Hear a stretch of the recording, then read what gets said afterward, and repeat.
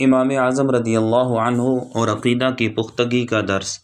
ایمان کی حفاظت اور اخروی کامیابی کے لیے عقائد کا صحیح ہونا اتنا ہی ضروری ہے جتنا جان کی حفاظت کے لیے شہرت کا تحفظ لازم ہے۔ مصلح اعظم حضرت ابو حنیفہ رضی اللہ عنہ کی سیرت طیبہ سے بھی سبق ملتا ہے کہ ہر مسلمان کو اہل سنت و جماعت کے عقائد پر استقامت اختیار کرنی چاہیے۔ امام اعظم ابو حنیفہ رضی اللہ عنہ کے دور میں آپ کے وطن کوفہ کے اندر مختلف گمراہ فرقے ظاہر ہو چکے تھے۔ گمراہوں میں سر فہرست 3 فرقے تھے۔ نمبر 1 جو صحابہ کرام علیہم الرضوان کے گستاخ تھے اور اب بھی ہیں۔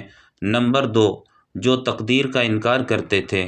نمبر 3 معتزلہ جو کہتے تھے کہ اگر کوئی بندہ گناہ کبیرہ کا ارتکاب کرے تو وہ کافر ہو جاتا ہے۔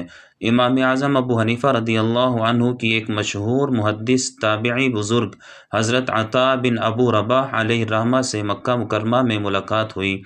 امام صاحب نے ان سے کوئی دینی بات پوچھی۔ انہوں نے فرمایا کس علاقے کے رہنے والے ہو؟ کہا کوفہ سے تعلق ہے۔ انہوں نے فرمایا تمہارا تعلق اس خطے سے ہے جہاں مختلف گمراہ فرقے ہیں؟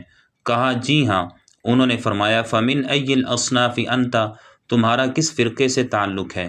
کہا ممن لا یسب السلف ویؤمن بالقدر ولا یکفر احدا بذنب میرا تعلق ان لوگوں سے ہے جو بزرگوں یعنی صحابہ کرام کی توہین نہیں کرتے، تقدیر الہی کو دل و جان سے تسلیم کرتے ہیں اور کسی گناہ گار کو کافر نہیں کہتے، یعنی اہل سنت و جماعت سے تعلق ہے۔